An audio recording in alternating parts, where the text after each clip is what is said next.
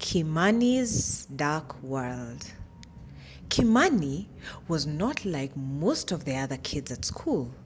He was 10 years old, funny, clever, and kind. But Kimani was also blind. While others saw with their eyes, Kimani saw with his ears, his nose, and the tips of his fingers. At home and at school, Kimani was often left out. He can't play tag, some kids whispered. He's too slow, others whispered. But no one knew that Kimani could imitate any voice that he heard. No one knew that he could tell which bird was flying by just by the song they sang. Kimani loved birds. He loved the rustling of trees, the smell of flowers, and how the earth felt right after it rained. But most of all, Kimani loved stories, and one day he found himself in the middle of one. It happened during a school trip. The bus was driving through the countryside when the sky turned dark and the wind began to roar. A mighty hurricane lifted their bus and flung it into the heart of a deep, dark jungle. When Kimani opened his eyes, everything felt normal, dark, still, quiet. But to the others, it was terrifying. Where are we? I can't see anything. What if something is out there? The children cried. The teachers tried to be brave, but even they were shaking. Kimani stood up slowly and whispered, I think I can help. The other kids stared at him, surprised. How? Someone whispered. Kimani smiled. Darkness is my world, and I know how to walk through it.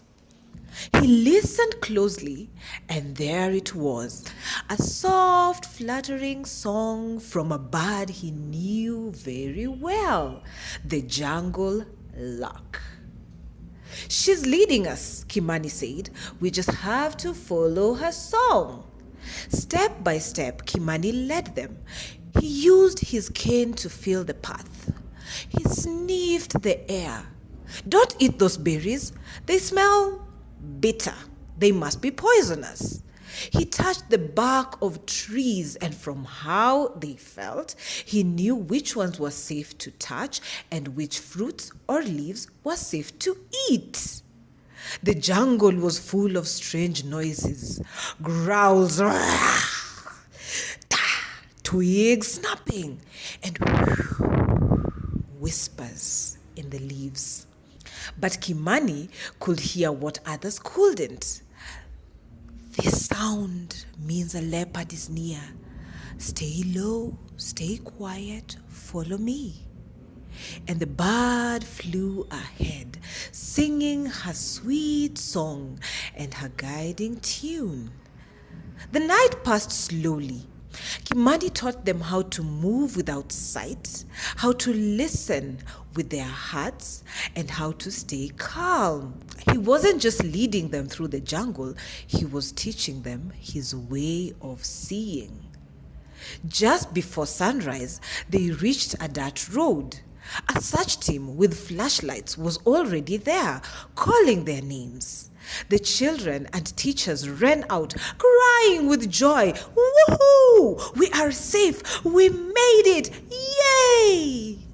The sun peeked over the hills, lighting up the world once more. The children squinted, covering their eyes. But for Kimani, everything remained the same. Everything remained dark. Everything remained still. Yet something had changed.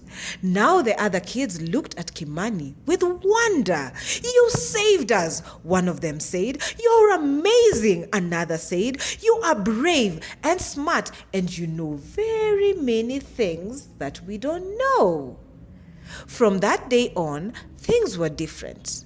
The other kids did not just include Kimani, they learned from him. They made up games they could all play. They listened to birds with him and acted out silly voices and told stories of what they experienced in the dark. Kimani still couldn't see the light, but now the others could see him. They could truly see him for the first time. And to Kimani, that felt just as bright as the sun.